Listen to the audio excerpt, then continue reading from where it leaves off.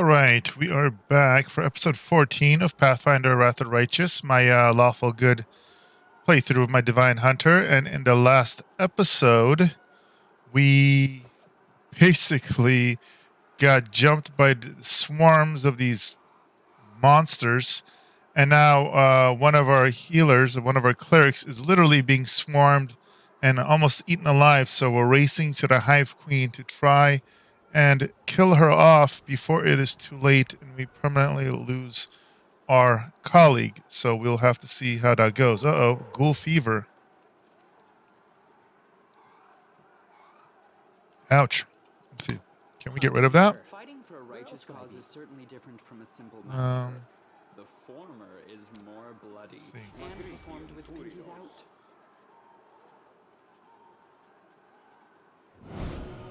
out. Okay. Apparently that does nothing.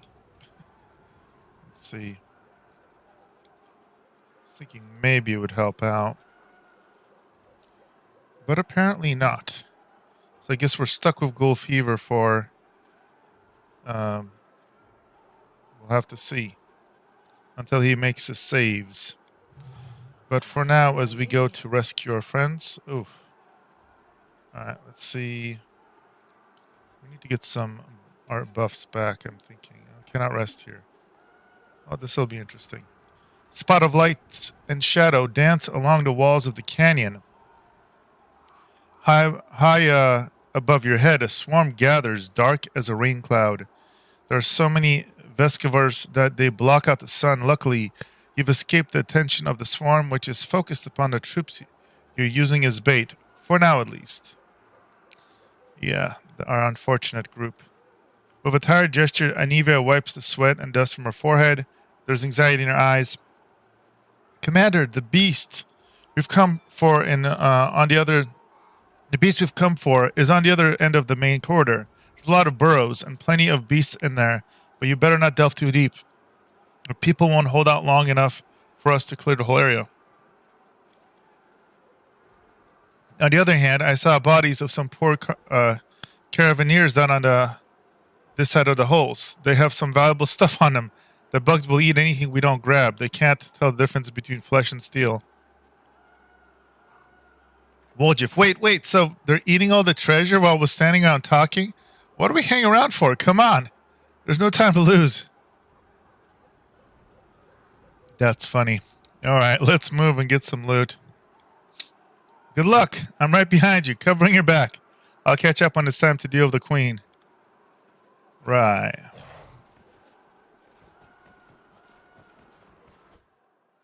Oh, lovely. So we're going to have swarm enemies. And those are never fun to deal with. Time to share your treasures. They will break against our resolve. Oh, we did okay there, though. Forwards. I think it's because we do the fire damage. That helps. Alright.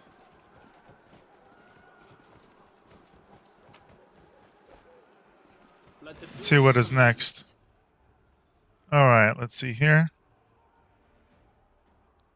Alright.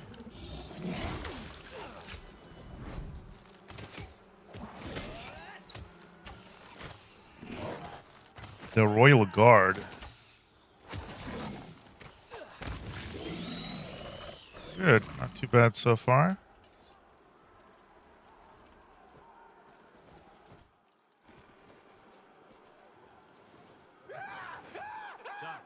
Oh, wow. I keep falling down the cliffs. Demonic bug slime, poisonous. What? Poisonous, what did it say? Poison is not only to everything alive, but also to land itself. I don't think I said it. I don't know if that's a bug, or if the guy was meant to fall off a cliff. Well, there's one way to die.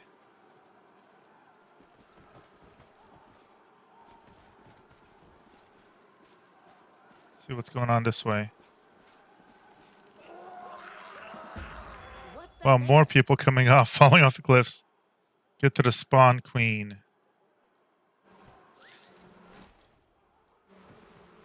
Oh, they're just falling down cliffs left and right.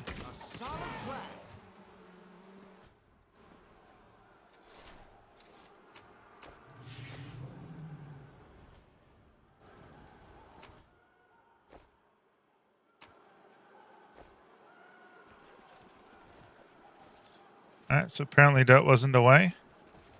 Without a doubt. Well, the bottom of the canyon is split by a narrow crevice. About one stride across at its widest. It's easy enough to jump over, or in places even step across. The obstacle doesn't seem a problem or even particularly notable. But as you draw closer, you hear a terrible droning sound coming from the crevice. It seems to be howling as if it's alive. Perception. Look into the crevice. You stare into the darkness of the void, trying to make out where the strange sound is coming from. Not all at once, but your eyes pick out contours of body in the darkness. Someone small, perhaps a gnome, a halfling, or a child, rolled up in a ball at the bottom of the chasm, under a stone ledge. He's crouching down, his head to his knees, and he's hugging his legs tightly. It appears to be one of the caravaneers caught by the swarm. He's crying loudly on one continuous tone, and it strengthens as the echoes through the crevice, building to something truly haunting. Let's see if we can get him out. Not without effort, you manage to clamp down the bottom of the crevice, but the halfling tie the halfling to a rope, pull him up. He doesn't resist, but he's a little help either, dangling helplessly like a puppet. Vescavars inhabiting his eye sockets seem to have eaten their fill. Oof. And usually pull them out and crush them. Their victim sits on the ground and continues to cry, and as sounds begin attracting unwanted attention, you hear the humming of disturbed Vescavars above. A mass of them separate from the main swarm and fly toward you. Oh, lovely. Do not waver.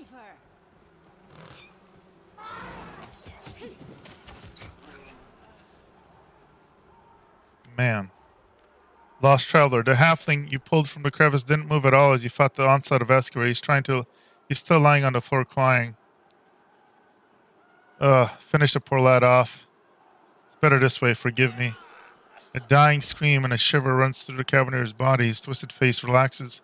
His lip frees into something resembling a smile, a strange contrast to his empty eye sockets. Ooh, man, that's rough, having bugs eat out your eyes while you still live. Lan, so drag him out there just to kill him. Wasn't that just a waste of our time? Woljif, maybe it wasn't a waste. Check his pockets. Maybe there's something useful in there. A moment later, you hear another scream from overhead. Leaning precariously over the ledge of the crevice above, one of your men falls to the bottom and dies upon the rocks. Yeah, we've been seeing a lot of bodies falling. The other soldiers, now serving as bait, are up there desperately fighting for their lives and yours. I think the game's hinting that we need to get a move on.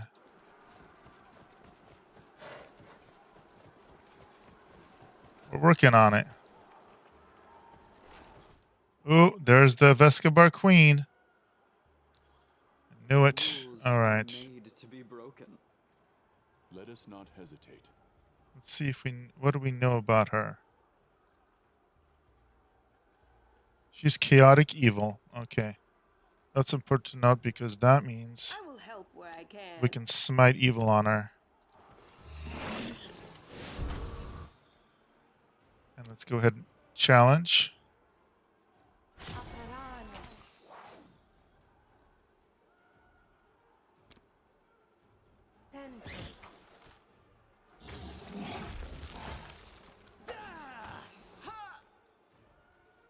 Okay, let's get these buffs up that I can anyway. Let's do protection from evil.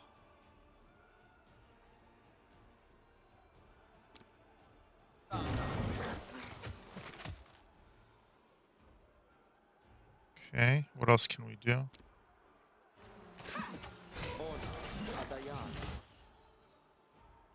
Oh, he's getting beat up. That's less than optimal. Make every strike count.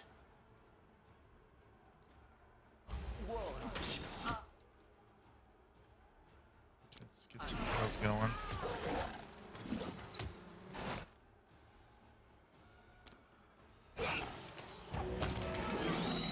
Got her. Unleashing her last shriek, the Swarm Queen slumps to the ground. Immediately, as if by magic, the distant sounds of battle begin to subside. Several small beasts sit on their mother's body, sinking their mandibles into it. The canyon drowns in the waves of scent. A sweet sulfuric with a hint of bite, like the crackle in the air before a storm. Ugh, I can't breathe. I need some fresh air. Get me out of this disgusting hole.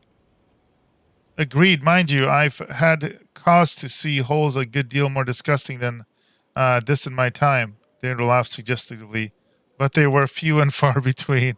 Oh, man. Sela looks at Darren in confusion and a second later bursts into giggles. Have the fumes gone to your head, Count? Look at you, cracking jokes like the worst kind of bod. Lan looks askance at the queen's carcass. The mongrels in the caves under Canabras could eat that, I guess. Anivia approaches the queen's body and grins. That's it, you filth. No more flying. It's good we got rid of her without suffering more losses. Just a little longer, we'd have been forced to bury lots of our fighters in this cursed land. Suddenly, Anivia stops. Her nostrils flares and her eyes scan the floor and the walls of the canyon. She squats, pokes at some lumps of slime substance, lifting some up to look more closely. Smells them and cringes. Anivia, is something worrying you? Aha! Anivia rubs a ball of greenish slime in her hand. I'd bet my life that your gear had this nasty stench when we were entering the canyon. I saw the queen bug spraying it around to summon her spawn to her. Let's see if we can find a source of that smell among my equipment. Perfumed handkerchief. Anivia searches through your things and quickly find a source of the smell. A thin handkerchief looks like it's been soaked in something like the Swarm Queen's slime. Anivia, I'll be damned. When the queen was spraying the sweet-smelling goop around, the swarm flew to it like flies to jam. They chewed up bodies of the caravaneers, smelled like it too. I checked. Commander, I think some rat planted a handkerchief on you to ensure that the Vescovars would find you. The demons did this. They placed a swarm in our way and made sure I couldn't avoid the ambush. Anivia, I agree. They never expected a defeat in Canabras, nor our quick march to Dresden. Now they're throwing everything they can at us to stop our advance, including their oversized pet bugs. Anivia cringes. Anyway, we need to keep our eyes open. That handkerchief could have been planted here by magic, but take it from a professional paranoiac. I think we've got a rat in our camp. In Canabras, we squashed the cultists time and time again, but they were like maggots in a dead hog. Some could have infiltrated our forces too. We have to keep our eyes open and our guards up. It's time we go back to our people. I say we destroy the queen's body. I've heard the little bugs who eat the flesh of their mothers can be reborn as swarm queens themselves. That's kind of the last thing we need, right? Fine. Oh, if we're evil, we can burn the body but gather as much of the queen's slime as you can. Oh, wow. That's going to be fun for the evil playthrough, guys. But for now, fine, Anivia, get rid of the beast's body. Great. Cleaning up after fight is just what I like. We'll start here, and little by little, we'll clean up the entire world wound.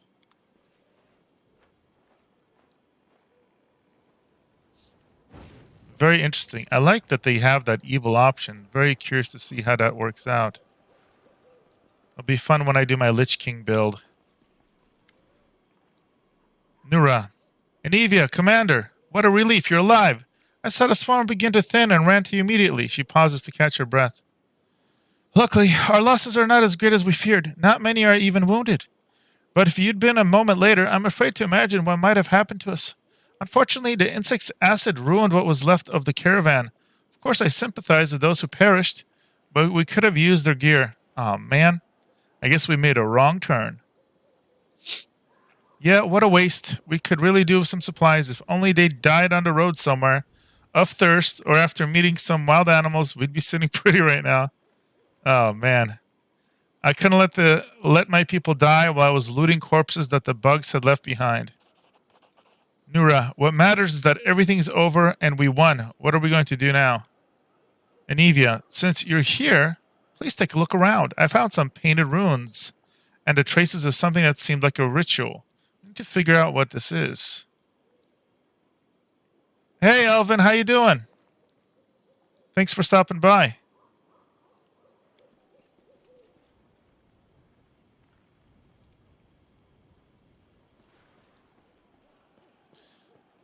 Ritualistic.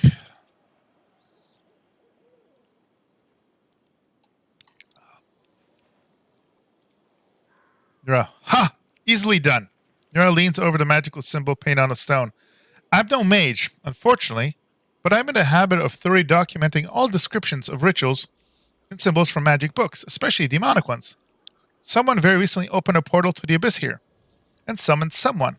It's not difficult to figure out who they summoned. She's lying dead right here, right there. I can guess who carried out the ritual. Handwriting is unique, even when it comes to runes. I examined the Great Garrison after your success, documenting everything I found for Queen Galfrey, and I'm sure that the hand that drew the rune circles was the same in both instances. It's the work of the same spellcaster. Looks like a spellcaster is afraid of us and dares not fight us openly. Clever to set a trap and exhaust us instead of fighting us openly. We shouldn't be afraid of demons. We lived through this little trap, didn't we? We'll overcome the next one too.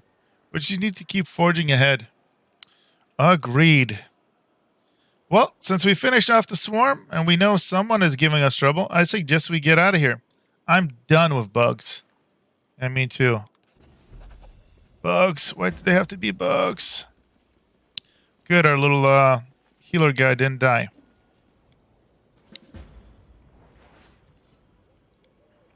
I will guide us.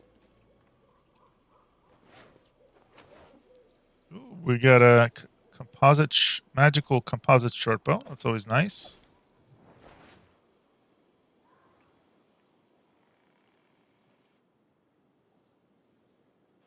All right, let's take a look. Shortbow code and Hunter's Assurance. Ooh. +3 enhancement. That's pretty solid.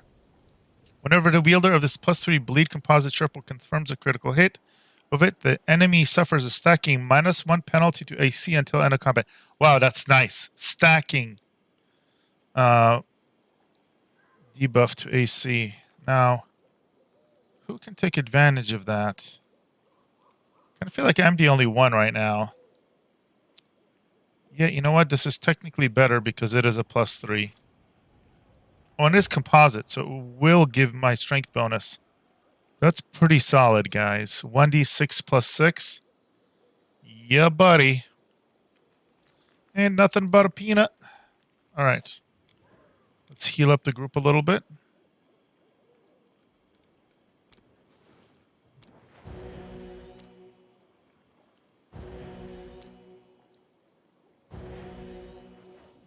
Good times. What is this exit?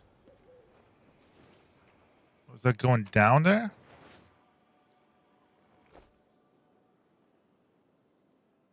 I think we're going into the caverns. I don't know if this is a great idea, but let's see. What the heck is this place? Dio the Vescover Swarm. Okay. We'll check it out down here. But oh, there's more of these bugs. They will break against our resolve.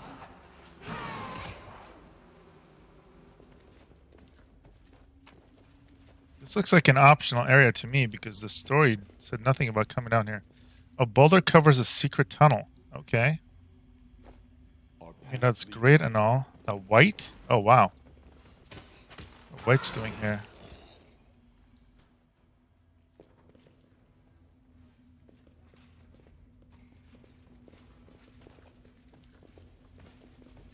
There's a sword. Ooh. Magical longsword. Daddy likes. What is it? A longsword +2. You know, basic, but it works. Is this gonna? This is 11 to 20 when equipped. This one's 11 to 18. I think the other one, because the magic components, is still better. Yeah.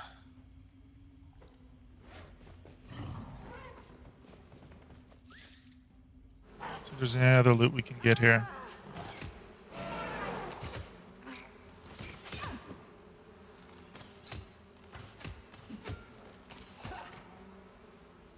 Ourselves healed up a little bit.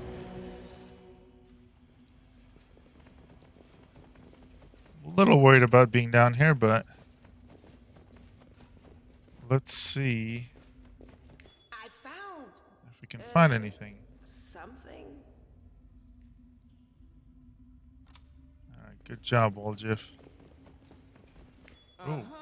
Whoa, whoa, whoa. That is... I don't know how I feel about that bug. Pretty good. What is this thing? Okay. The rock key. AC 21.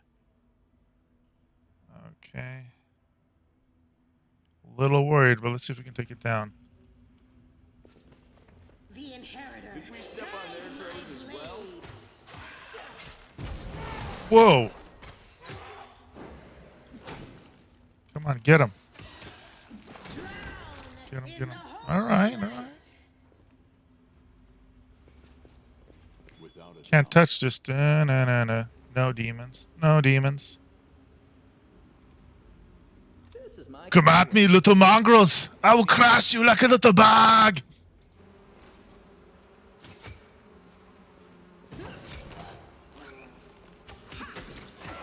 we shall overcome. We shall overcome the demon horde.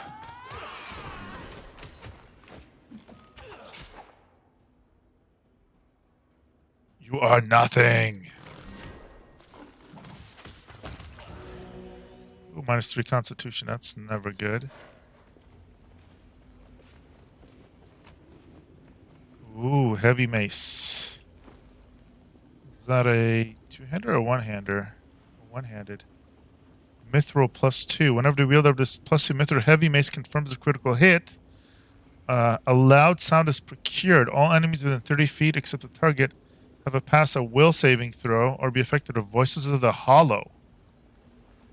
Ooh, 50% chance to behave normally or suffer 2d6 sonic damage. Damn, and they kind of lose their mind a little bit. That's pretty nice. Kind of almost. Do I like that better than the flaming? I kind of do. Doesn't give you the fire damage, which is great against the swarm, so I'll hold off for a second. What do you guys think? Can we rest now? Should I swap over to the sonic boom hammer or stick with the flaming? Ooh, -4. Jesus. Or should we stick with the flaming hammer? Honor of secret are you?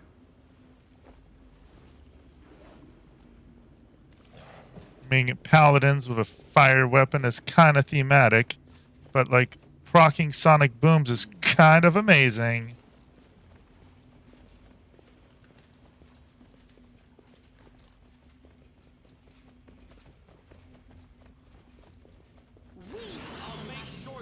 Oh shit, he just died? Did he just like randomly die? Oh, from constitution damage. Oh, snap. That's not good. Precision. Oops. Grace. My skills exceed yours. Yeah, that's a good point. It's kind of hard to predict, you know, what you're going to be fighting. No glory without it. I also like it. They have a chance to basically attack, get confused. We got to see what we can do. Hopefully we can rest and get him back. Hopefully he's not like permadead. I kind of can't afford my rogue to be dead. Kind of a big deal. It's like, Missed me already. can I get rid of your... No. This thing refuses to cooperate. All right, let's rest up.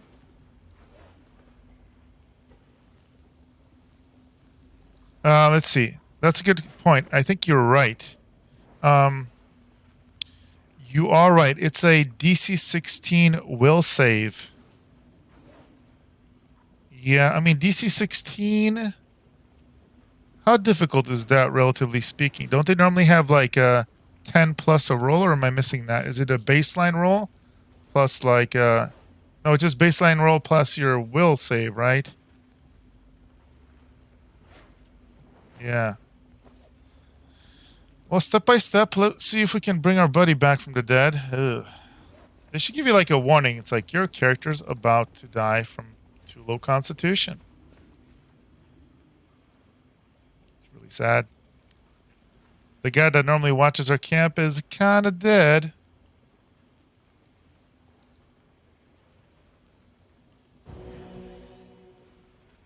Let's see if he rises up. And he'll rise up. Or not. Oh god, that is really not good. That means I need to freaking load or something, because I cannot have him be dead, unfortunately. Ugh, I hate saving. I hate loading. But that was kind of a noob mistake. I don't know what was causing the constitution damage. Let's see. What is his constitution? 14. All right. Let's run through that real quick. I still want to get that loot. But let's keep an eye out on the constitution damage. Also, what I really should do is rest right when I get down here. Because none of the buffs are up. Well, once I clear out the initial enemies, that is.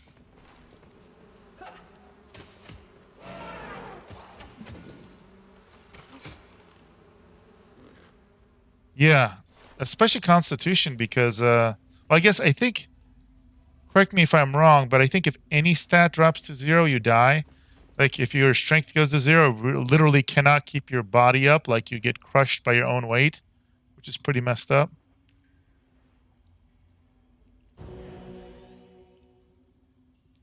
But I was pretty drained, too, after all those fights. I didn't have any of my buffs up. Didn't even have magic armor. Mage armor. All right, now we got. So let's buff up really quick. And most importantly, get our pets buffed up. Get a mirror image up. There we go. I shall not fail. I shall not fail, and you shall not pass. I'm feeling quite dramatic today. Must be one of those days. Hey, Zenny B, how's the gameplay so far? You know what? Short answer, yes. I think just there's so many more options when it comes to classes and subclasses. The user interface is improved. The graphics are better. I mean, like, if you take a look, like zooming in, like take a look at the details, like the slime and the lighting and stuff. I really like the story. I feel like there's a lot more choice. I'm playing a Lawful Good playthrough here. I've been messing around with an evil playthrough, and it plays significantly different. Like, there are choices that you make, and completely different people help you out in the first section of the game that completely impact, like when you go to the Grey Garrison, you'll have different buffs. Literally, when I compared my evil playthrough to the good playthrough, on my evil playthrough, I had 2 other people that came around. One, semi-spoiler alert, gave me a haste buff that lasted 2 hours for the whole party. And you know how powerful haste is. It made the entire Grey Garrison a joke. I did not have this on a good playthrough. And then I had another NPC. We would walk into a room, and it would do a little, like a, cutscene where it would pause the game where you can't control. He would go and knock out, like, multiple enemies, and you could just go over and coup de grace. It was ridiculous. This game is going to scope everything. It's going to beat the snot out of Kingmaker. My biggest concern is, because right now it's obviously in beta, I hope they take their time and do not release it until it's bug-free, or as bug-free as they can get it. I mean, I know that's unrealistic because Kingmaker had so many bugs the first couple months, and I think it really alienated some new viewers and new players. The problem with this game is it's so overwhelming for new players. There's so many options. They have to get the tutorials right. I mean, I don't know if you saw any of my videos on the feats and stuff. I mean, there's hundreds of feats. It can be so confusing, and there's so many ways to mess up. Now, granted, if you play on a lower difficulty, you could, pretty much create like a melee wizard and still be fine, probably. But it's a game that's extremely unforgiving mechanically if you don't know what you're doing. So that's my only concern, because I think most of the RPGs nowadays really handhold people.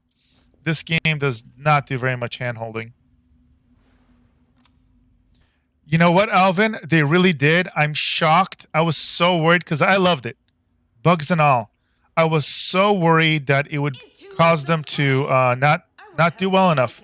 So I was really happy when they did well enough to, get whoever their publisher is to talk him into say, hey, let's do another Kickstarter. Let's fund a second game, because I think it has the potential for this to be a series that eventually is on the same level as the Baldur's Gate series. In fact, I gotta tell you this. This may be blasphemous for some people. I'm having more fun with this beta than the early access of Baldur's Gate 3, and I never thought I would say that. It may not be as pretty, but there's so many more options. I don't know. I really like it. I know the combat is more simple. It's not, you don't have the cool ragdoll physics, etc. But I really like the massive amount of options.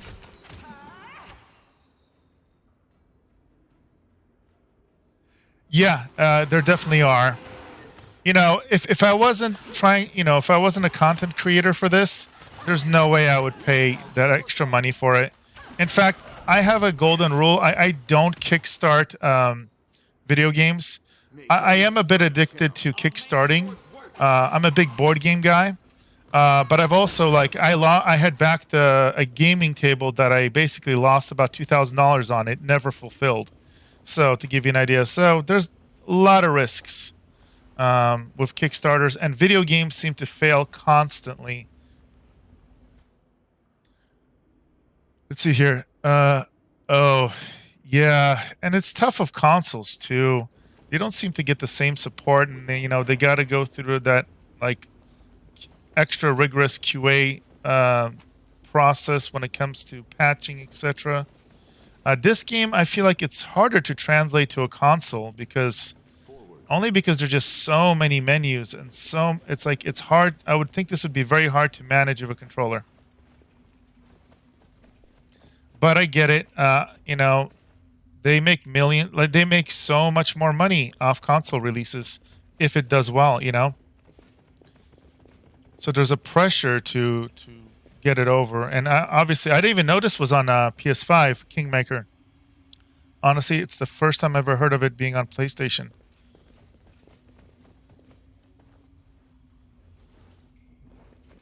It'll be cool if it comes out. This one comes out.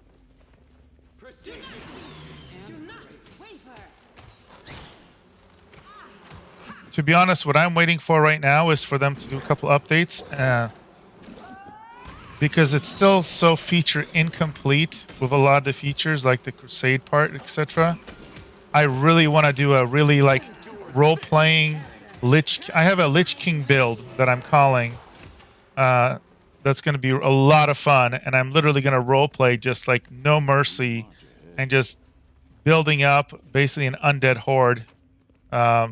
And I really want to do that, but I want to wait till they get to a point where the armies we collect, you can actually see them being undead, and the icons are correct and all that. Let's see here. I threw in on the Pantheon Kickstarter when it first came out.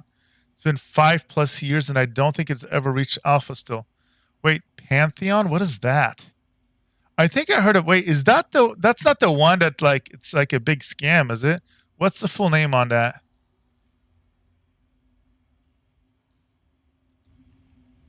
I want to say I saw somebody make a video about it, its progress, or I thought maybe is it just super slow in development? This is my kind of work. Also, what people don't get is, Kickstarters are really good for raising $1 million, $2 million, but video games cost tens of millions of dollars to make, if not more. I'm a big supporter of a game I haven't really played yet. What's it called? Have you guys heard of Squadron 42? It's that or Star Citizen. Squadron 42 is its single-player campaign, but it's that crazy, super high-quality space, first-person space simulation. Oh my god! Yes, I just saw a documentary on that. He died a year ago, right? Brad McQuaid. I remember seeing that. You know what?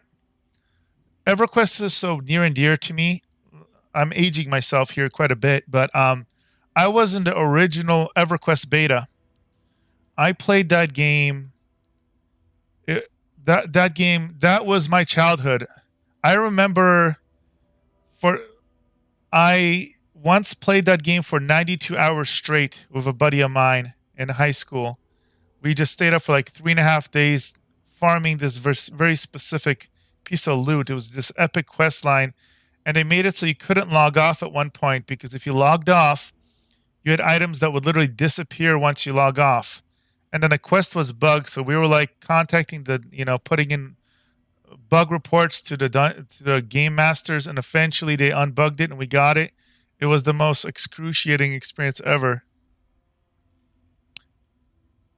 Yeah, Zenny B, thanks for stopping by. I know my streams are really, really late, but it's really nice to have you come by and say hello. I'll be back on tomorrow, and if you want to see what happens in this episode, check out the replay. I save them all on my channel.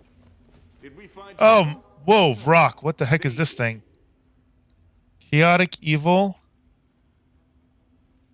+9 well. Man, that thing look at these demon birds. That's awesome. Yeah, the biggest mistake I ever made, I got big into EverQuest 2. I was in the beta for that also. The biggest thing I wish I hadn't done is I had World of Warcraft, the original collector's edition, pre-ordered. I never picked it up. And I have every other World of Warcraft collector box behind me, actually, in my collection. I'm missing that. And now, it's like $3,000 to get a copy of it, which obviously is not something I'm going to pay for, but it's sad because I'm kind of a collector. I have a lot of really neat collectibles. And that is one that I really wish I still had. I don't know if you can see it on the camera, but I have a Frostmourne sword right behind me.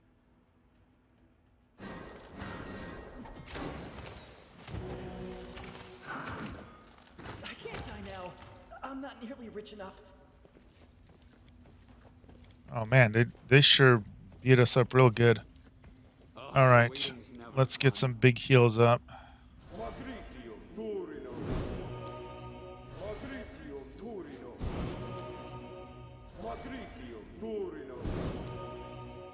And those things were tough. Probably tough enough where I shouldn't get as distracted, but what are you gonna do? My only complaint is I wish you could expand this UI so I could see more of the portraits at the same time. Because you get so many companions when you count the pets.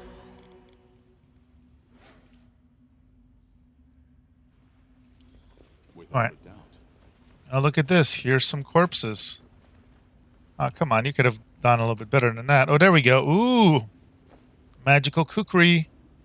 That's good to know for my future dragon guy. Radiant kukri +1. Not too bad. Is there anything else here? It definitely does. Looks like a demon pit of some sort. Touch of the Abyss irreversibly changes the very land of the world wound. Alright, I think it's time we blow this popsicle stand. We got our loot. And now we move on, gentlemen. Literally, to hell with them! Without a doubt. Alright. Do love my mammoth, Tusky. Oh, look at him go! Look at him! He did the little running man. He's actually amazing. Check out his AC. 33 AC right now. Bonkers. It's only going to get better, too. Forwards. Pets, for better or for worse, are still ridiculously broken.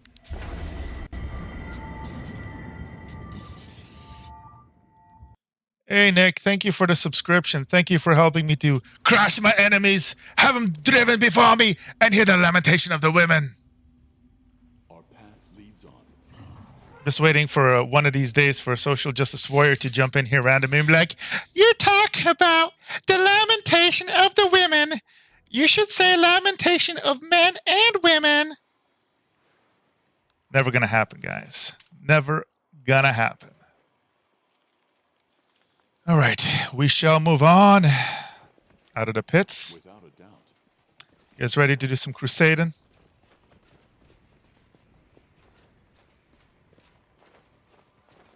Yeah, it's funny. When I played World of Warcraft, EverQuest back in the day, I had so I used to be a pretty high level competitive bodybuilder, kind of like at a national level, right around there. Nothing, didn't go pro or anything, but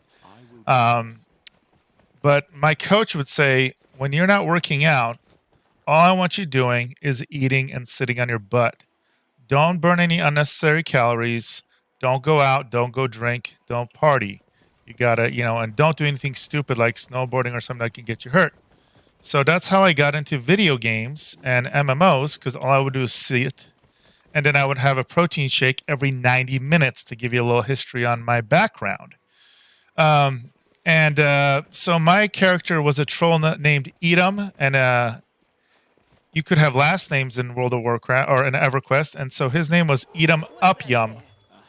And that was the joke. We would be in our groups, and I'd be like, hold on, guys, before we pull the next group of monsters, I got to go and have my protein shake. And people were like, what in the world?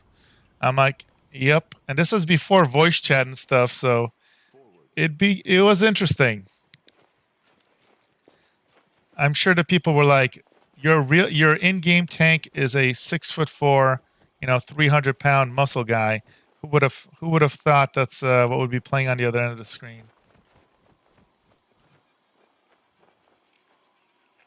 The slimes on the walls that can't emit a sweet smell. Yep, that's that lovely odor. All right, now we're trying to get out of here. Let me see. I'm getting nice and lost here. Okay, I think here we go. I think this is the way out.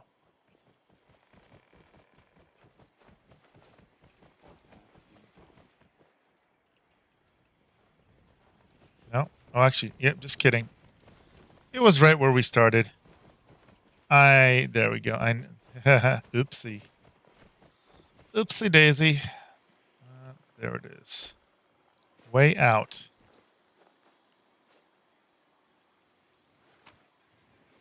Okay, we didn't miss anything.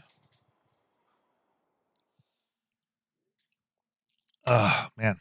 All right. Woo! Look at all these demons everywhere. So... Oh, yeah. Yeah. My first character was a Dark Elf Necromancer. At one point, I actually sold my original Necromancer for like $600. Regretted it because I love that Necromancer. Lower Gook farming. And I love just, people would piss me off and I would train them and feign death right in front of the group and just get them annihilated. It was really fun. Really, really messed up and fun. Leper Smile. Check it out. There's a camp here. Demon Army. Oh, whoa. 109 cultists. Strength 3. What is our army strength?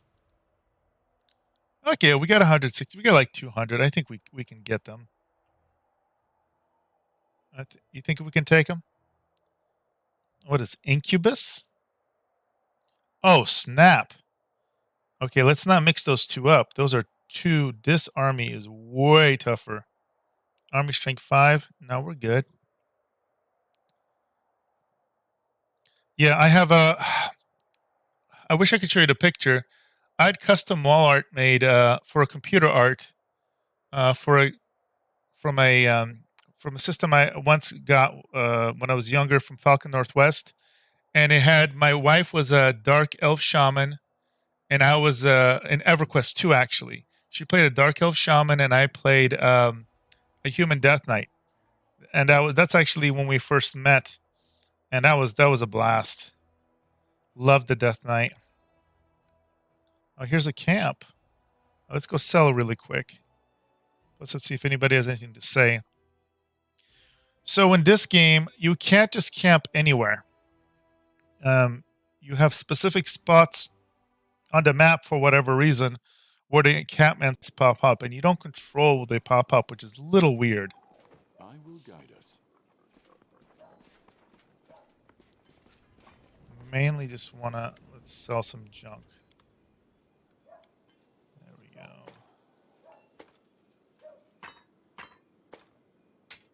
Love just the sheer amount of different weapons. Okay. So did we decide that we're going to try out... Ooh, what is this? Naturalist armor? Oh, an extra +2 against plants and vermins. That's not bad. I don't know if anybody can really wear light armor in our group right now. Can't wear better. So we're going to give that Voice of the Hollow a chance, I think. I think you sold me on it. I think it's a good idea. Yeah. All right, that's all I wanted to do in here. I know, not too exciting. Without a doubt. But let's, we'll see how it goes. Oh yeah, we hit, Camellia is already dead. She died earlier. Wah, wah, wah. Earlier episode, unfortunately. All right, so we'll give her this. We'll put this in a backup slot just so I don't lose it. We need to give her a better shield. How does she still have just a crappy shield? Hold on. I have a little money. Let's spoil her a little bit. Let's go shopping. Fabulous. Okay, let's see. The Paladin. Painful Remorse. Ooh. Costs 14,000? How much money do I have? I know I spent most of my money and resources. Okay, I know I have money. What the heck?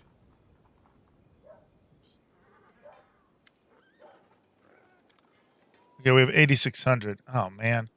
I mean, I guess I could sell some of my magic items. I have a bunch of them put away.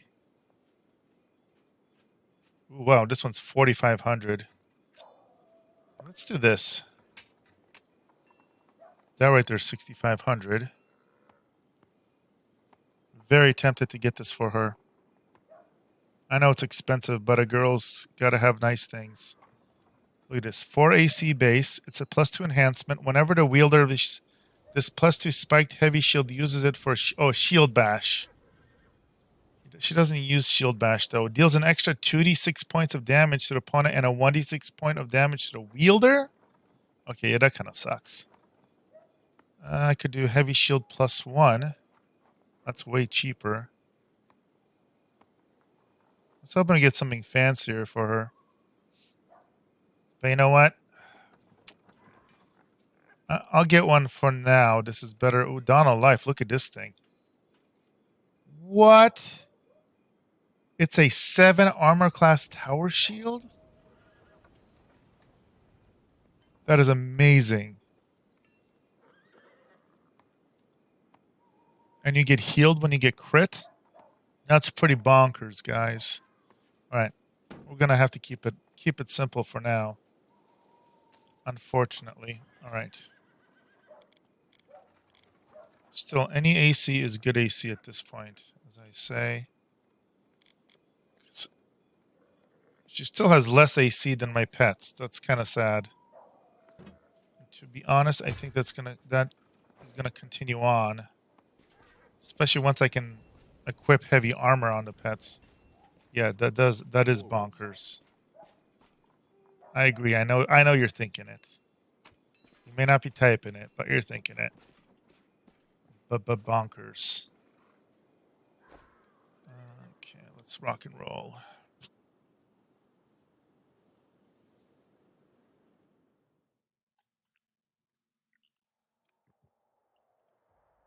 All right. We move on. What is this? A inconspicuous camp, not far from one of the canyon walls in the world wound. Among the forest, an inconspicuous camp is hidden, well protected from the prying eyes of both demons and crusaders alike. You can only find it if you know exactly where to look. Okay. Well, apparently we know where to look because it's on a map.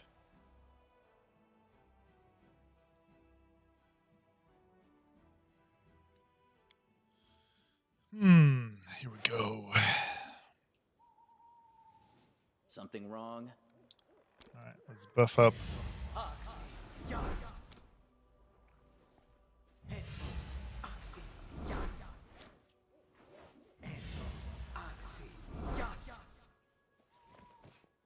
a great mythic feat that's gonna make him really good. Oh, hello.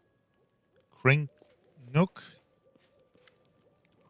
Krinnook, a middle-aged kobold sitting by a small campfire, greets you with an amicable gesture. He doesn't reach for his weapon or hiss threateningly. All in all, behaves highly unrepresentative of his species. His clothes are quite unusual too. Not many kobolds opt for human clothing, nor do they adorn their things with spikes or scaly designs. Krinkus, greeting, my name is Krinkus. I'm all alone here, so you may safely come closer. He speaks adeptly without usual kobold hissing.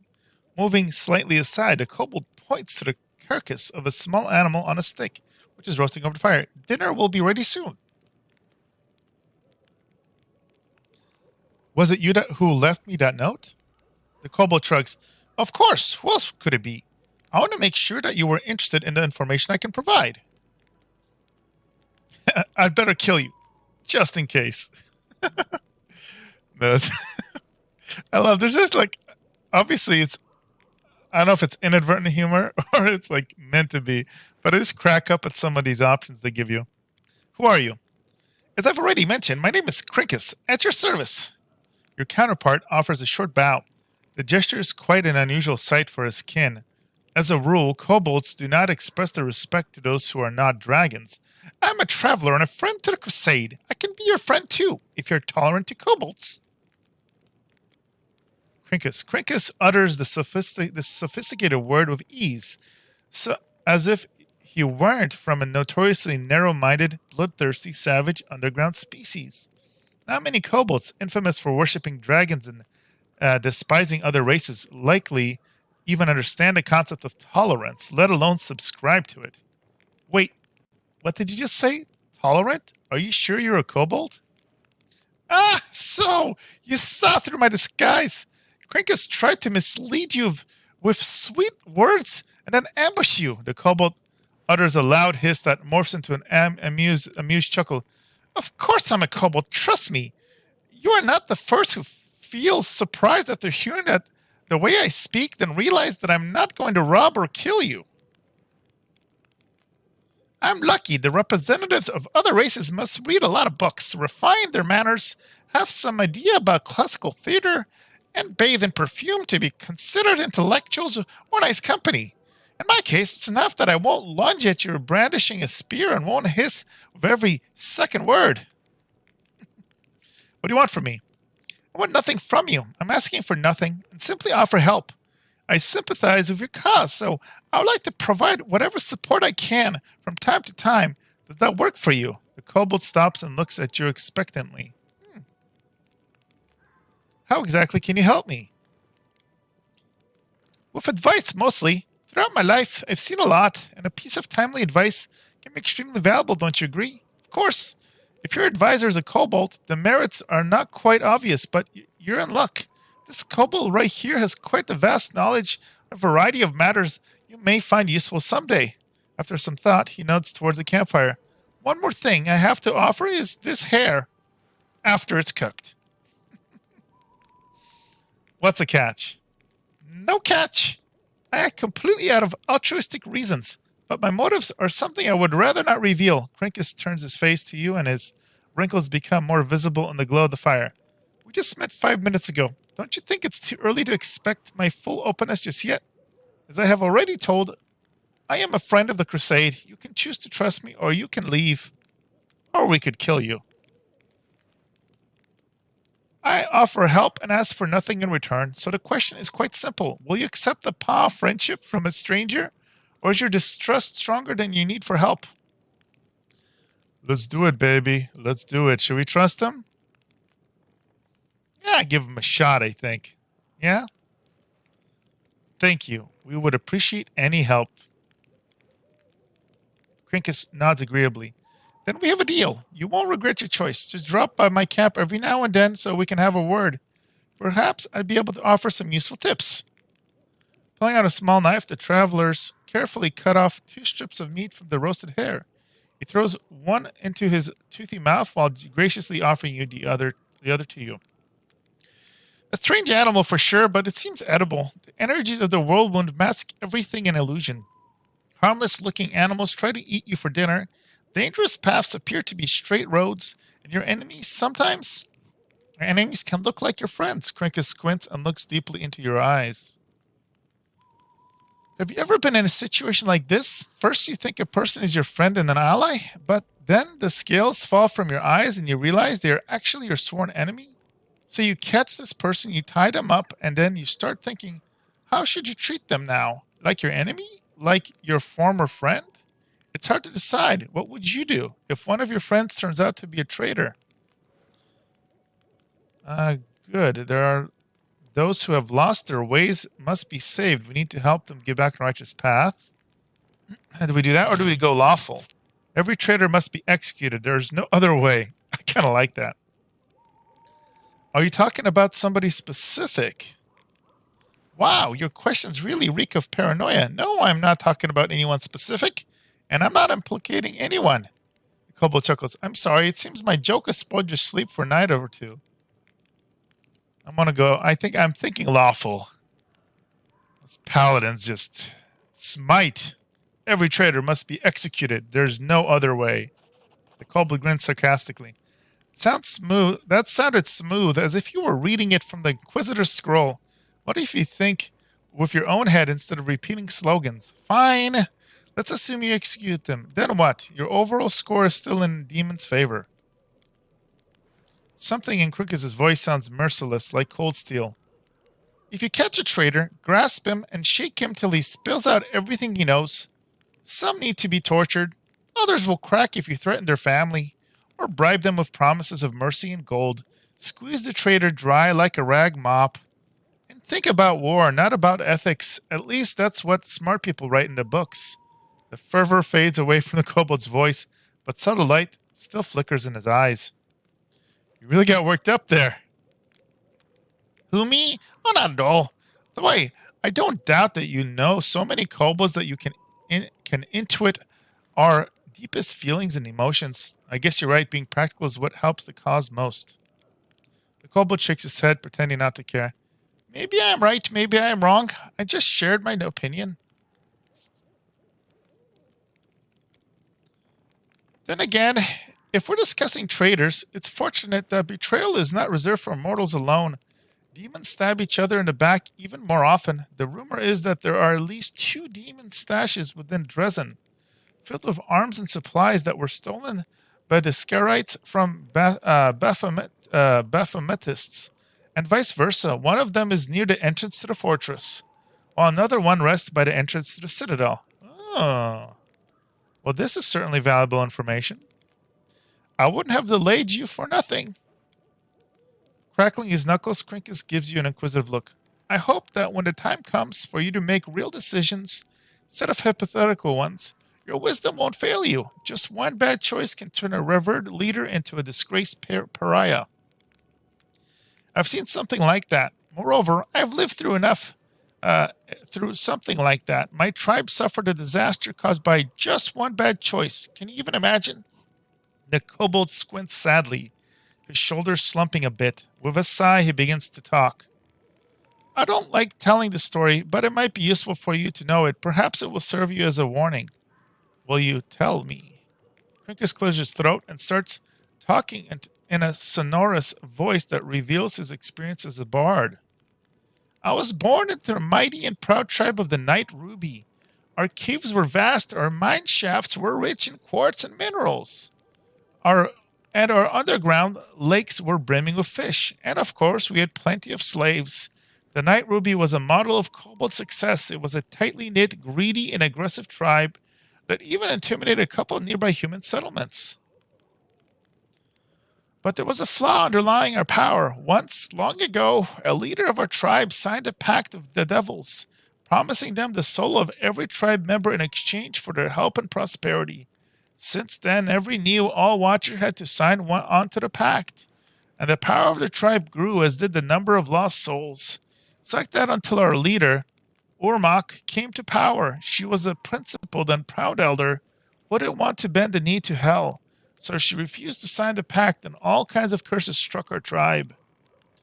The tribe was attacked by its neighbors, who were prodded by devils. Epidemics broke out, and our slaves rebelled. came after the former masters in the dead of night. Our clutches of eggs were ravaged, our altars were desecrated, and our warriors were slain in their burrows. The slaves paid us in full for our cruelty and arrogance. They hunted and chased us down the caves and mine shafts level by level. When we were finally left alone, we had no idea where we were. All we saw was the darkness around us, and lurking in the darkness were bloodthirsty and dangerous predators. After raising his voice dramatically, Krinkus suddenly stops. Then he adds with a teasing smile, I guess this moment is enough of a cliffhanger to stop. Ah, that's nice. All right, we got it. I think we're good. Or have you heard anything about my unusual powers? As I've heard, you are either extremely lucky or quite the opposite. You survived the massacre in Canabrish just to spearhead new suicide mission. On the other hand, you survived then, and most likely will survive now. Good luck in this noble endeavor. Gotta go. Good luck. I believe you'll need it. All right. Well, I did all those buffs for just that. All right. Glad I got good use out of my mage armor spell. Maybe I'll last to the next area. Nice little detour. All right. So we can go across. Ooh, Heaven's Edge. Let's check out these demon armies. Yeah. Oh, that's going to be so tough. Yep, yeah, let's rest. Good, good, good, good. Is she the best at that? Yeah, she is the best option.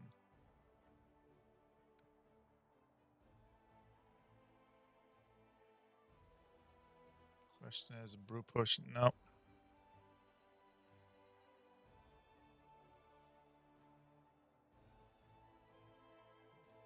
And we rest.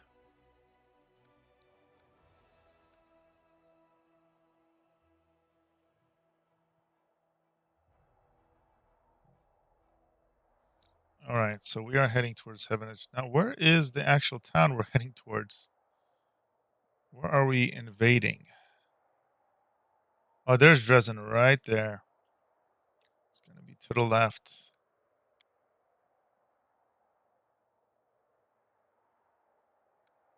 You know what? Let's see here. Can we kill any of these armies for good EXP? They're good down here.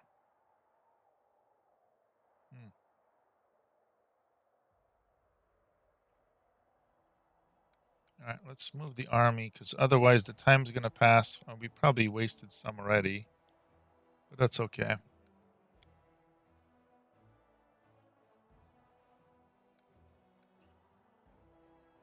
This one's still a little too strong.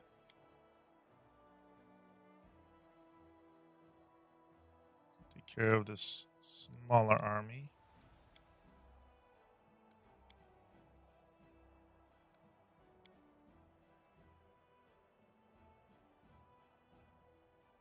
Aha!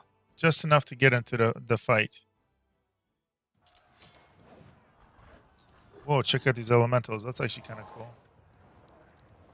Heroism. Let's put the heroism on these suckers.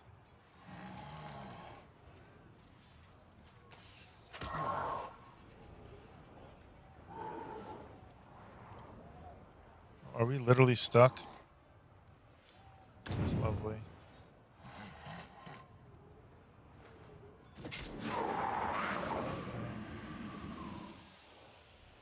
Ooh, lay on hands. Smite evil. I don't think these are evil though. Oh my god, look at that damage they do. That is not pretty.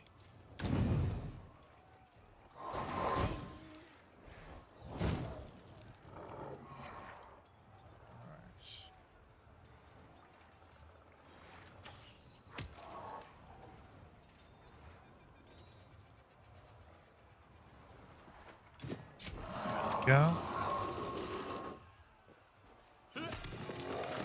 Good, good, good.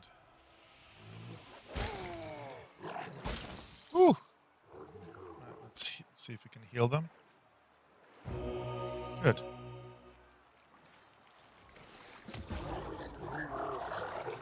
Alright, good. We were able to bring him back from the dead. Apparently, Cure Light Wounds brings people from the dead now. We got, what is treasure found? After pacifying the elementals, the soldiers found the remains of a cultist sorcerer in the middle of a broken summoning circle. Despite his apparently outstanding magical power, he was unable to control the raging spirits he had brought into existence. His stiff fingers were still clutching the horrendous flail he used as a weapon. Let's see, what is this weapon? Ooh, a Tyranny of Mind. Ooh. +2 heavy flail can be safely wielded only by non-good characters. Each time the wielder of this weapon lands a hit with it, the enemy has to pass a will save DC 13 or become affected, the equivalent of Dominate Person spell for 1 round.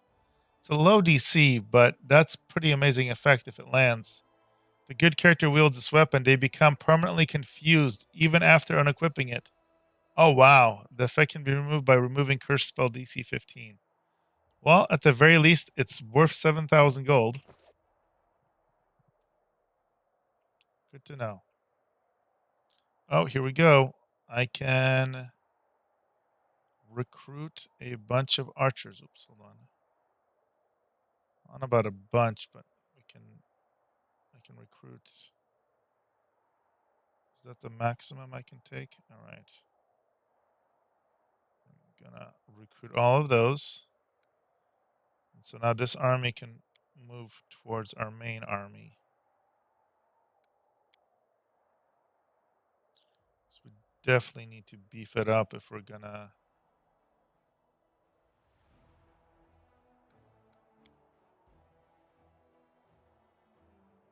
win some of these tougher battles.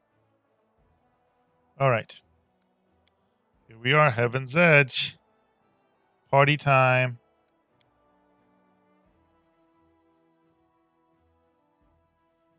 Party and betrayal, question mark? Oh wow, it's like a totally like one of these camp areas. I always did what was right. Therefore I became righteous. Does it mean whatever I do now becomes Darren's face is impossible to read. He has his usual half smirk fixed in place, his eyes gleaming with excitement. But his anxious gaze wanders for just a moment too long before he begins his speech. My not so numerous, but nevertheless dearest guests, about a year ago, at my last birthday party, I assured you all that I nurtured a deep-seated hatred for boring people who give protracted speeches in the misplaced belief that their inner thoughts are of any interest to anyone but themselves. I am a whole year older and also a full-fledged crusader, an honorable position that requires me to be as dull, pedantic, and vexing as I possibly can. Therefore, a speech it is.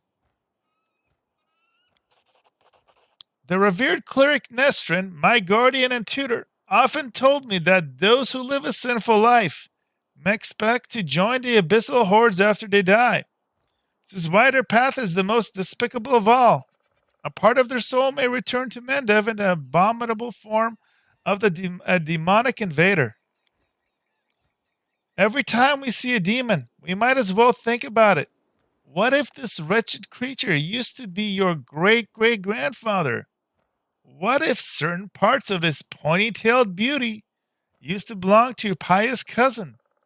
They say that the demons represent the sins of the souls they are made of. Succubi emerge out of lustful souls. Vandals turn into abracanduli. Ugh. Gluttonous become nabasu. I, for one, am determined to commit as many different sins as possible, so that the distributive mechanism of the abyss breaks when it tries to decide what to do with my soul. You, my dearest guests, will be my assistants in this complicated task. Eat, drink, and indulge yourselves in whatever vices you can. Let nobody leave this house as righteous as they entered it. Live every day like it's your last. After all, nobody knows when that day will arrive, do they? Darren smirks, finishes his wine, and tosses the glass to the ground.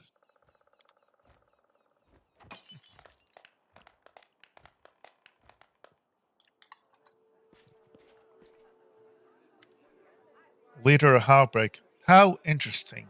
The Inquisitor later whispers in your ear from behind. Did you find anything interesting? Nothing really. I just took notes of a few things. I attempted to find out whether anything unusual or mysterious has happened to the Count over the last 10 years. During my conversations with his acquaintances, two people noted that he never speaks of the revered Nestrin, the priest of Iomade, who was his guardian and tutor. Yet he just mentioned Nestrin in his speech, whatever that might mean. You told me that you tried to find out if anything odd happened to Darren over the last 10 years. Some of his servants complained about strange occurrences in the house, like objects moving by themselves or candles going out.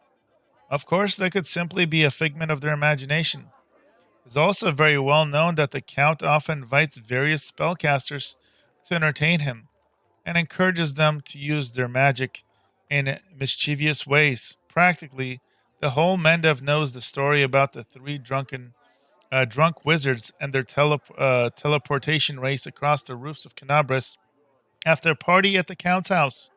What I'm trying to say here is that any fluctuations in residual magic at his house are not at all surprising. There was the matter of the abduction, however.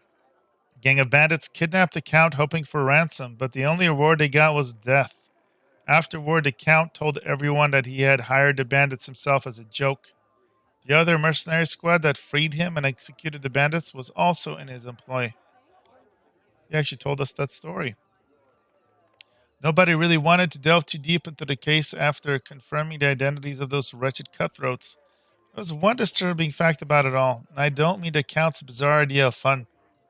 The mercenaries who supposedly freed him had also cut off the bandits' heads after they had already killed them. My companions have been finding severed heads among their belongings recently. Strangely, things like these weren't a problem before Durin joined the party. What? This is an alarming coincidence. Now we have another reason to conduct an investigation. It's crucial that we find out exactly what happened at a tragic feast. What do we need to do? Now that's the hardest part. I need to dive deep into the past of this place, which requires casting several different spells over some time. It would be very convenient for me if nobody interrupted the process, especially the Count himself. I don't think he remembers my face, but a suspicious stranger casting unknown spells might attract his attention. All in all, what I want you to do is to distract the master of the house. Right now, he's playing host in the very place I'd like to start with. All right, I understand. Good luck. Come back to me when the Count leaves. We'll tell you everything I managed to find out and maybe even show you something. Fascinating. All right, we got to distract them. That can't be too hard. Let's see. Get some random wine laying around. Good times. Kionan berry wine. Ooh, it's worth 87 money. Gold. That's pretty good wine right there. Got to get that. Look at drunk nobles. Are they in their skeevies? Look, this. It's a courtesan. That's great. All right. Darren, who has been watching the guest with an unreadable expression, turns his head to you and says in a casual tone like he's continuing conversation that was interrupted. I've always considered myself an an aesthete, not a hero. When doomsday comes, I thought, I'd pour myself a glass of 100-year-old wine, sit in the front row, and just watch the world burn. Playing the violin was also an option. Now I'll be damned if I know how I ended up on the Fifth Crusade, but I become the companion of a hero chosen by Iomade.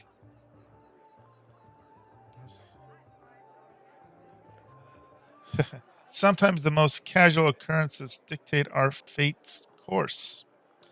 I'm afraid that's not always the case. Sometimes it's dictated by alien, but wholly deliberate forces. Spill the wine on Darren's suit. Oh, I'm sorry. I didn't mean to. And did you also not mean to ruin a suit that cost me more than a thoroughbred? Don't fret. I have a spare. Just you wait. When I return, I shall look even more stunning. That's great.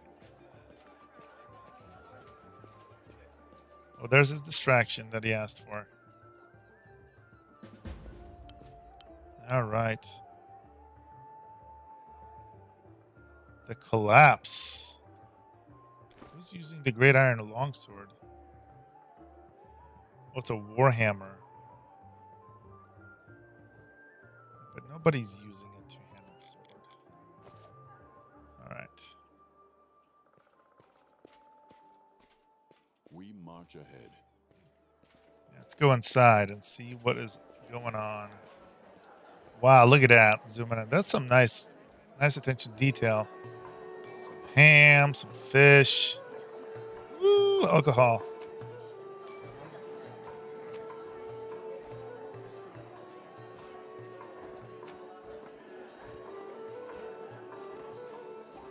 Look at them all partying. That's great. Let's see what else is going on in here. Without a doubt. The door is sealed and looks like it hasn't been opened in a very long time.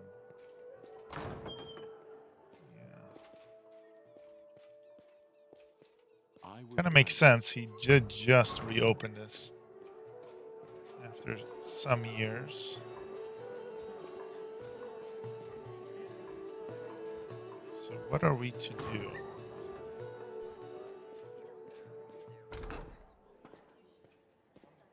Oh, there's Darren.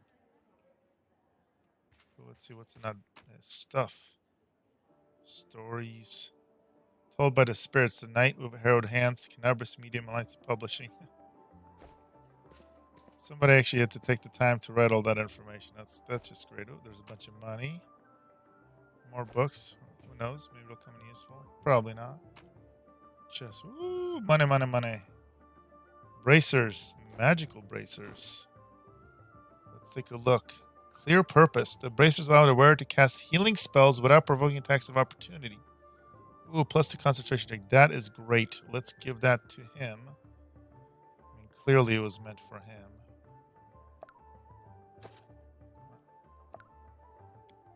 You know nothing of style. Can you not wear them? Do you? Okay, that's kind of odd. Oh. Plus a bonus saving throws against compulsion and disease effects. You know, we need that for our little friend here, because he had his issues. So can he not wear bracers? Oh, maybe, oh, he's not in a party right now, that's why. That would make sense.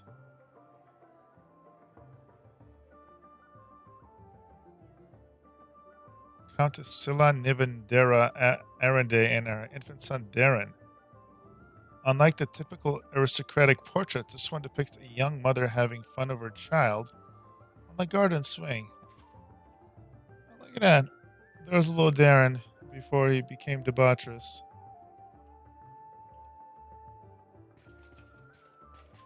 Let's talk to him. How wonderful it is to finally stand within these familiar walls again.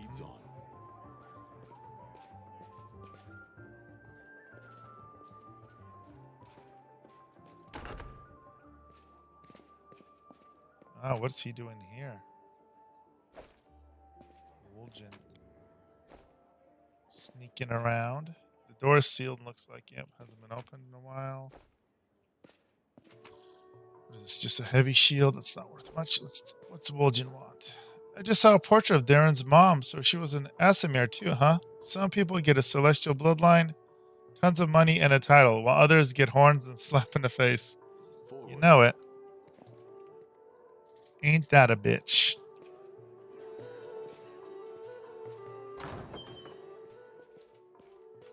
Now let's talk to people at the party.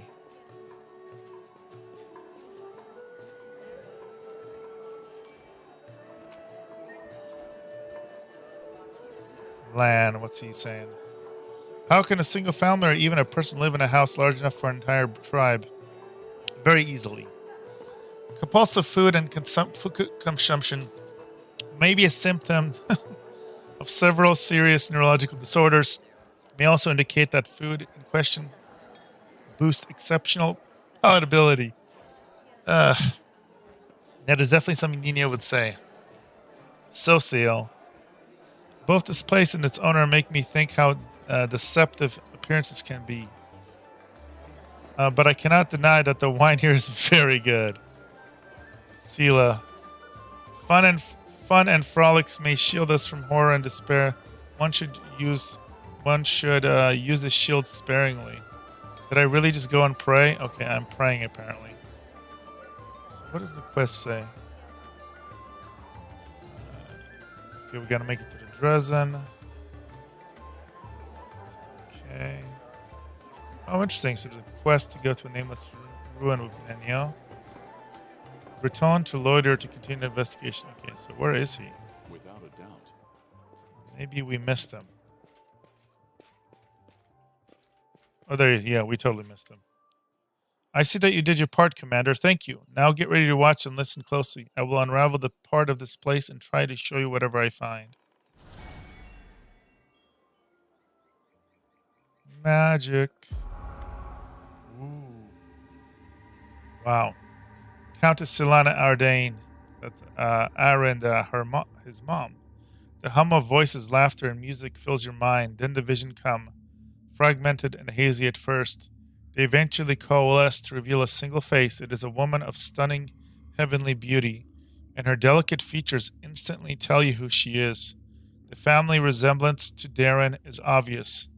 My dear guests, the Lady of Heaven's Edge welcomes all of you today. Hope this day is as bright for you as it is for me, because on this day, my only precious, sometimes arrogant, but utterly beloved child was born. Priest of Nestrin. A child is usually a reflection of their parents and caretakers. Countess, we allowed a humble tutor of this young man to address the guest and the man of the hour as well. A new face appears. It is a handsome old man of a strong, dignified posture and a voice that emanates power. Darren, can't we have just one day without your sermons? It's my birthday after all.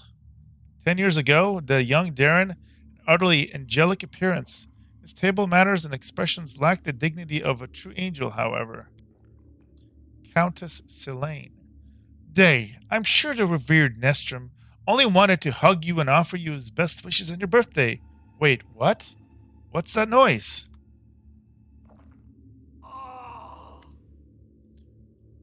Lilitu. The shrill laughter rings in your ear and reverberates in the base of your skull. In the vision, a Lilitu appears before the guests of the state, gives them an exaggerated, scornful bow. What is a Lilitu? The sorceress of evil has come to your celebration, mortals. Did you prepare a treat for me too? Priest of Nestrin. What do you want, spawn of the abyss? I've already done everything I wanted to do. Hey you, Dodric cleric, look around. Don't you notice anything odd? The plague is in your wine, in your food, in the air around you, in your blood. Soon you will all die. Pray to your pathetic goddess and call upon your healing powers all you want, but they're not going to help you. Nothing will help you. I will give you a chance to see it for yourself, and when I return, the grave realization will have already sunk its teeth into your throats. Oh, how I love watching mortals in their final desperate hours. The demon finishes her speech with an air kiss to Darren, making him freeze in horror and disappears. The plot thickens. Loiter shakes his head and slowly exhales, rubbing his temples. The first appearance of the disease and the Liltu, one of the many sisters of the cursed Minago. So far, everything I've seen matches the official version of events. What now? I can sense the aftershocks of a very strong outburst of emotions and memories somewhere in the west wing of the house. Something must have happened in one of the rooms, so please check if anyone is there and distract them if need be. Alright, I think that's what Voljif is. Oh, lure Derek out of the room.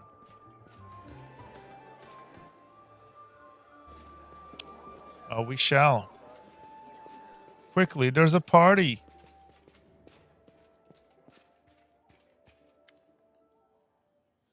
Darren arches a bow at you, but it doesn't seem to be disturbed in the slightest by your entrance. He's not trying to cover up or get dressed any faster. Commander, I assume that you have an urgent matter that requires attention.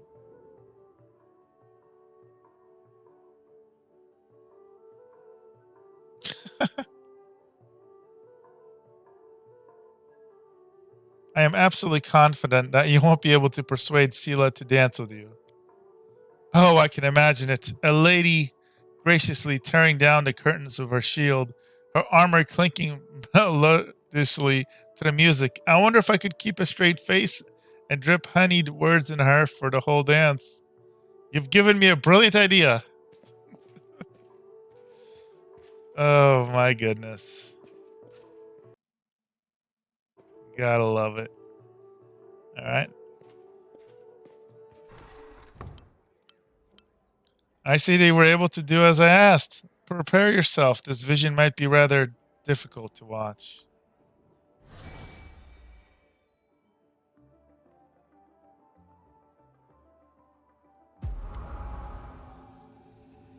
Young Darren stands motionless by the Countess's bed.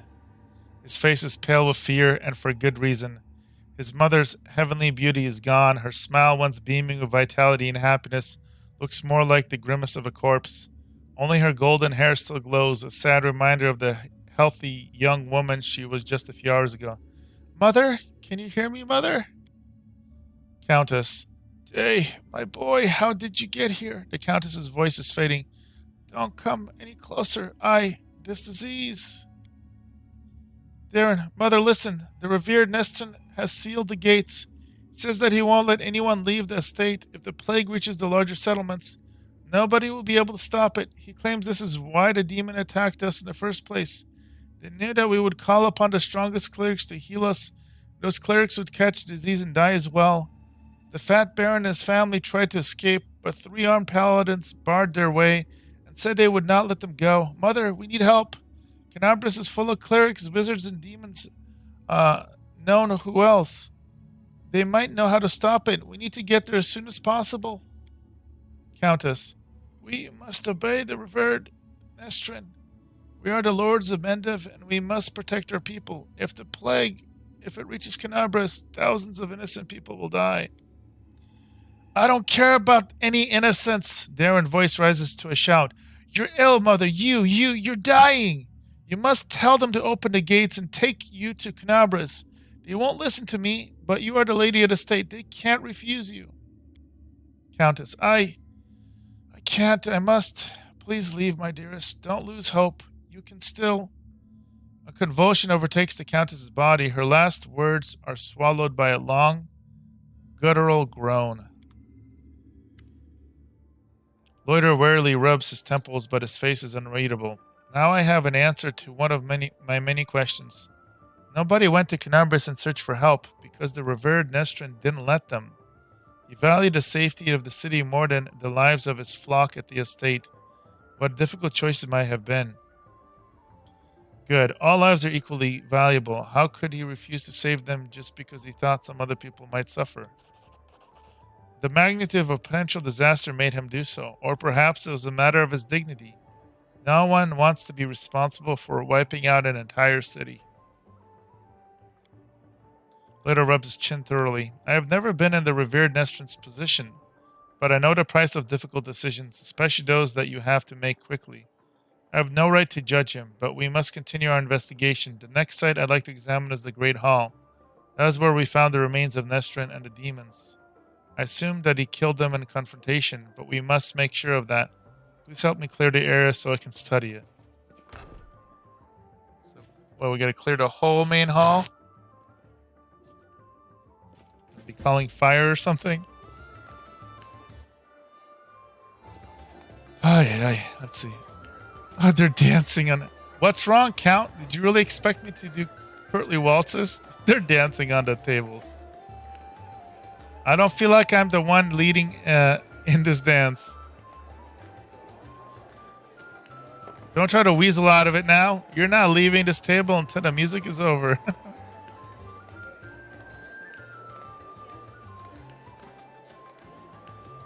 It's funny.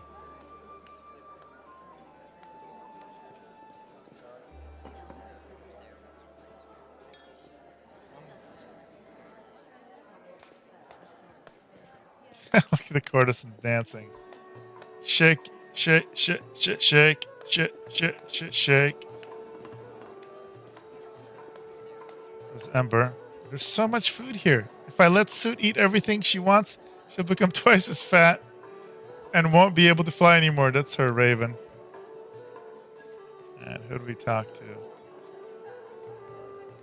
Yeah, we already saw this stuff, so we gotta find.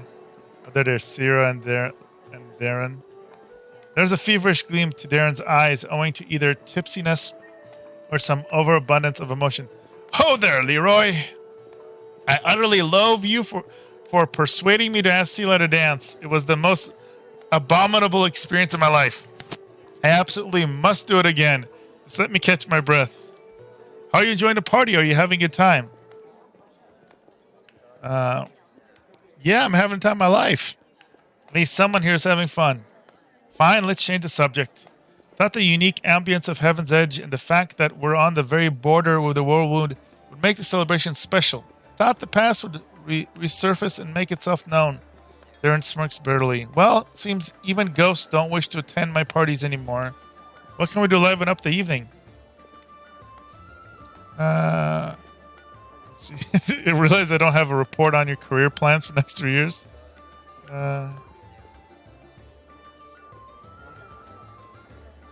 You know what I think? I think it's time for a drinking contest. Ah, yes, the tried and trusted method of salvaging a dull party, for salvaging anything, actually. I am ready, but who's my competition? Sela will fight for the honor of all paladins. Yes, sir, Commander. Darren, my boy, you've still got time to back out. You don't want Auntie Sela to spank you in front of everyone now, do you?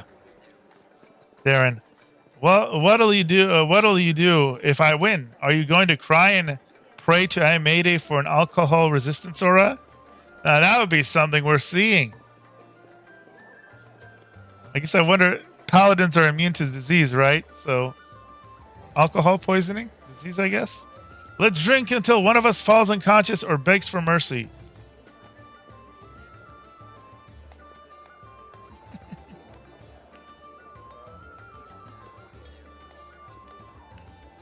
And I shall have tea. It was just a little warm-up. I say, up for more? The fear of your inevitable defeat has already gotten the better of you, Darren. I can see it in your eyes, boy. Come on, let's have another round. Will this be one that knocks you flat? Falling in battle against such a worthy opponent won't ever bruise my ego, especially if you carry me upstairs to bed afterwards. Darren, gotta love him. So debaucherous. Sela, look, the commander himself is cheering for you. I won't let you down, just watch.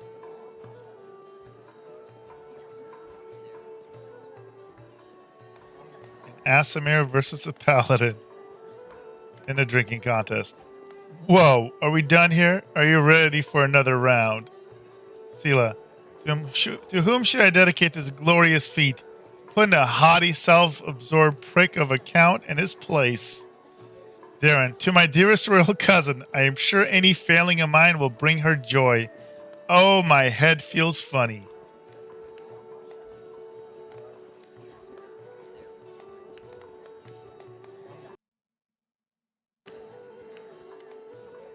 Darren, my grandfather, or maybe my great-grandmother, put this bottle in my family cellar, and it proved loyal to the scion of an illustrious Erday.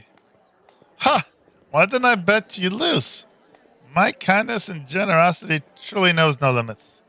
Darren looks a bit unsteady on his feet. Don't feel very well.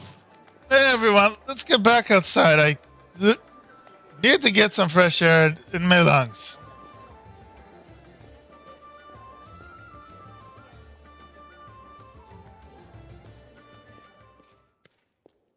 Here we are again, Commander. Leoter looks grim but focused. So let us take another glimpse into the past.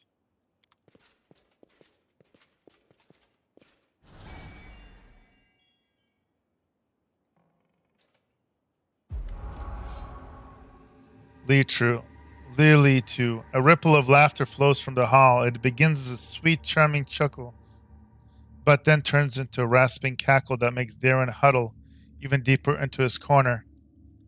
Why are you running from me, my sweet prince? Come on, let me touch you. I'll give you. Priest of Nestrin. The booming voice of an old man dressed in Iomadian robes shakes the walls of the hall. Get away from him, demon. Let the boy go. By the blade of the inheritor, you touch him only over my dead body. You are pathetic, old cleric. Are you the guardian of this charming little prince? Well, you guarded him in vain. The disease is already circulating in his blood, and soon he will rot before your very eyes. You won't be able to help him, and I can at least make sure his death is beautiful, clean, and sweet. The demoness turns her eyeless face to Darren and licks her lips. Darren, a coarse laugh escapes the young man's throat. We'll see about that. Leader turns towards you in astonishment, droplets of sweat glistening on his temple. Something is wrong, Commander. My spells are not working as expected. It's as if some kind of a supernatural explosion occurred here 10 years ago, blending everything together. The magical auras, the emotions, the memories. I will try again to read it. Please continue. Just give me a moment to focus. I will try to channel my vision and feelings to you as accurately as possible. Priest of Nestrin. Darren, my boy, what is going on? Leroy's muscular shoulders suddenly begin to shake. The vision he is channeling does not change, but he feels something enormous and chillingly, silently infiltrating the reality around you. The presence of this nameless being becomes almost palpable. Liliru, some alien entity is talking to him. Hurry, old cleric. Stop him right now. Do you really want to see what happens when... Darren, save me. Can you save me? The presence thickens into something more tangible. The entity is silent, but you feel your blood pulsing in your temples, and each beat brings a new image, or rather a new notion. Help brings the feeling of relief and safety. Exchange makes the pulse stronger and more demanding. Gate and secret come immediately after. The image becomes heavier, almost visible. Secret. Keep the secret. Otherwise, dead. Death. Death. Death. The gruesome image rolls through your mind, filling it with pain and fear, and then it all starts again. Help. Exchange. Secret. Death. The priest of Nestrin. Nestrin stretches out his shaking hand, suddenly looking like a doddering old man instead of a mighty cleric imbued with holy power. Darren, wait! The thing you're about to let loose is even worse than these demons. Darren's body is quivering like a taut bowstring.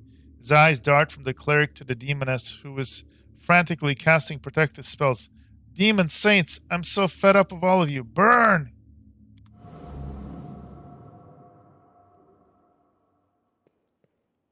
Whoa. Pretty epic. Later opens his eyes with a groan and gets back on his feet. His legs are wobbly. His eyebrow is cut, but he seems not to notice. Sincere sorrow is written on his face, as well as a strong hint of horror. What a misfortune. No, what a disaster. Everything is far worse than I imagined. Do you understand now what happened 10 years ago? The Inquisitor slowly exhales through clenched teeth and says in a low voice, still massaging his temple, yes and no. Damn it, my thoughts are astray. I will try to explain everything to you in full detail. Many living things are capable of performing the most extraordinary feats, good or bad, when a deadly threat looms over them. 10 years ago, the young count found himself cornered in every sense of the word, and he allowed some alien entity to intercede for him. It frightened me that all my experience as an Inquisitor is completely useless in this case. It does not resemble anything I've ever heard or read about. This entity, I think I will call it the Other, possesses uncanny power. It was capable of instantly killing 3 greater demons, a mighty cleric, and a host of other mortals. You saw everything yourself. What's even worse is that this entity, this Other, it is still here. Leeroy takes a long pause, his gaze is drawing to the chamber, where all the guests are laughing and dancing. Darren's eloquent voice rises above the music for a moment. He's asking someone to bring more wine and add more logs to the fire. I don't know what exactly this creature is, but I know what it did to the Count. It turned him into a living gateway. The other is not inside the Count's body. It is not directly controlling his mind. That's why there is no obvious sign of possession, but it is. Looking through his eyes, it treats him like a window into our world, and he can instantly step through it to wreak whatever havoc it desires.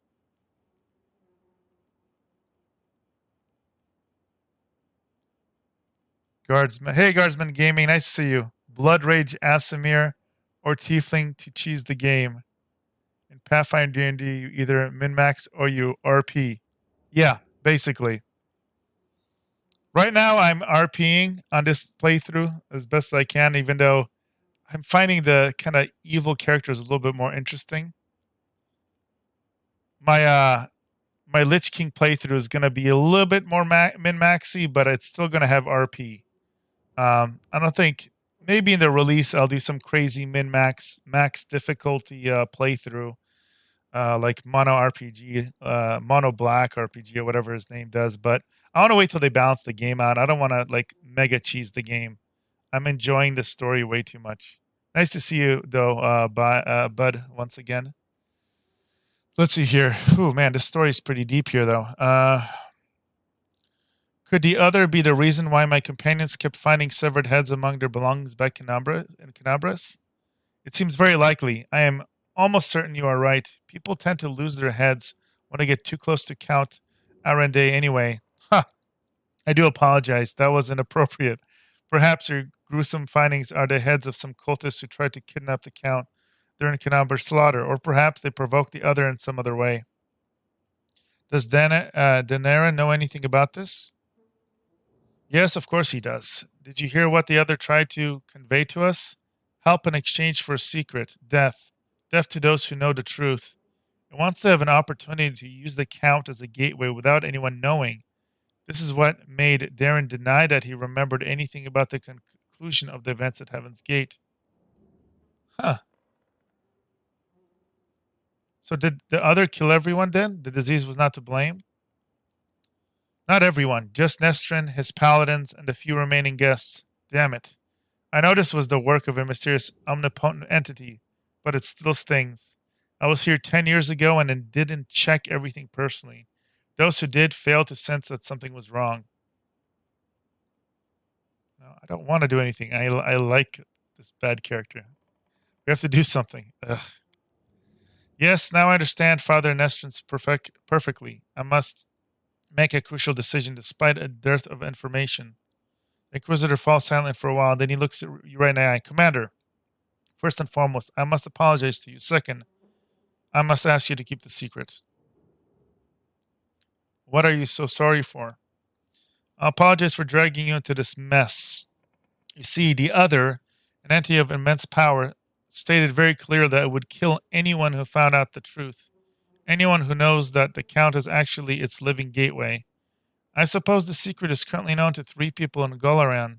You, me, and Count Darren. And that means, Letter gives you a crooked smirk and shrugs. Why should we keep a secret? Well, I think you just told us. As soon as the Count finds out that we know a secret, the other will understand it as well. We do not know what it is and what exactly the scope of its power. But we do know that it would dispose of anyone who might reveal its existence. I've made a decision, Loder says gravely. I will not tell anyone about the discovery we've just made, not even a queen or my superiors. Instead, I will immediately go to Nerosian and sift through all the archives of the Inquisition in order to find out what exactly we are dealing with and how it can possibly be defeated. I may also make some cautious inquiries in other places, including Absalom. Still, I will not reveal the truth until I have found at least some reliable information. I'm asking you to do the same. Specifically, do not say a single word about our investigation to the Count himself. So you want me to lead a crusade while carrying a bomb that may explode at any moment? Fine, I will keep the secret. Literally lets out a deep sigh of relief. You've made the right choice. I recommend that you go back to the guest and spend the rest of the evening as you please. Anything else might raise suspicion. I must leave immediately in search of knowledge we all need so desperately. Farewell, Commander.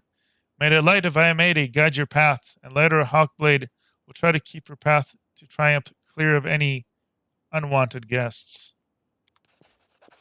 The plot thickens. Man, I gotta say, I love the backstories for some of these characters. Just like a whole nother level. I will guide us. So good.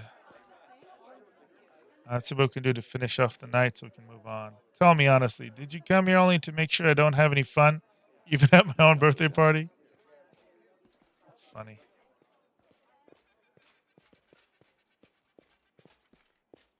Hey, look. There's the Paladin's pet, Divine Fury. That's great. Forwards. There's the buzzkill, Nino. There's a common opinion that any party like this must inevitably end with a fight. If you're trying to encourage me to check this hypothesis personally, then I'd rather observe from afar. Our path leads on. Woljif. Are we leaving already? Yeah, no, I wouldn't mind staying for a little while. Lan.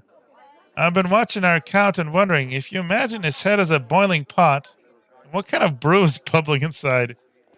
Oh man, drunken thoughts. I shouldn't have drunk so much. The demons suddenly turn up. Be a lot of fun, either for me or for them. So, I don't want to complain, but I'm not sure I'll be able to endure another hour of this outrageous debauchery. Let's see.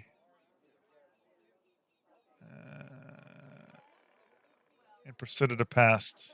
No, that's not it. Trying to find out what quest part are we on here. Doesn't really tell us. I wonder if we're just supposed to leave at this point. Without a doubt. I don't think there's anything else to check out. Are there any of the new prestige classes you want to try out? You know, I don't know about the new ones. So the one path they have not added that they said they're supposed to add is the Golden Dragon Pathway. So I really want to build a sorcerer dragon disciple build. That would be a lot of fun. So the other ones I'll have to mess around with it. We'll see. Normally, I like when I play games like this, I don't play the highest difficulty. I like to create role-playing characters. So most of the time, the main companions, I'll normally just level them whatever the class is meant to be, or I'll make adjustments that seem thematic to them. And for my characters, I like having kind of a real theme and story. I'll rarely play okay, I better go and put 1 point of alchemist in there so I can, get my mutagen and one random level here or there to min-max here or there. Those kind of abominations, a little much. Now I like, one combo I like comboing is mixing monk and paladin. To kind of get high resistances, for melee characters. I like that flavor to make them, have high saves and some of the other benefits. So I'll do a little bit of that, but I generally don't go to the extreme. With that being said, what I do find fascinating is with some of the mythic feats and abilities that let you really create some unique combinations. For the sorcerers, being able to have a second full bloodline with full benefits. I think that's going to be fun. That's actually going to be part of my Lich King build. Assuming you can do that for Blood Ragers, which I think you can. The Arcane Trickster? Yeah, I agree. The Arcane Trickster I thought was really solid in Kingmaker. Kingmaker was very... I don't know. It had a lot of features missing. I mean, we still don't have everything in this game, but it's gotten way more complete than before.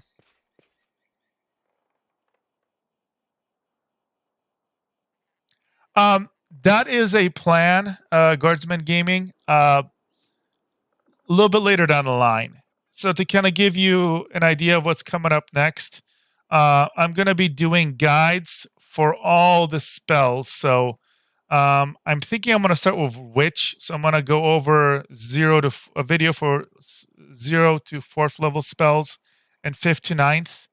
I'm going to do that. So I'm trying to create all the resources that are going to be referenced in my other guides. Then I'm going to do companion build-out guides that are going to be kind of aimed for like new players or people that kind of want to get a feel for what each companion would naturally level out as, with some feat recommendations, etc. That's going to be next step. I'm also going to be doing an ultimate dive video for each class where I will literally, and this is going to be a lot of work, showing with the current feats, with the current leveling, every single class, leveling them from 1 to 20. That one's going to take extra edits to make it like look nice and seamless, including spell options, etc. But I want to have all the spell videos ready first. So instead of having the videos be like 2 hours long, I can say, okay, by the way, if you want to see all the level 1 spells that are now available, check out this other video. But I'm going to pick this spell because it's optimal or really good, and so forth. So that's what's going to be kind of coming soon. And then depending on how long it's, the updates they give us as they kind of add more features, because I think there's just some stuff that's just still missing. I don't want to try and create some theoretical min-maxed builds before everything is implemented, basically, because then I'm going to have to just redo them.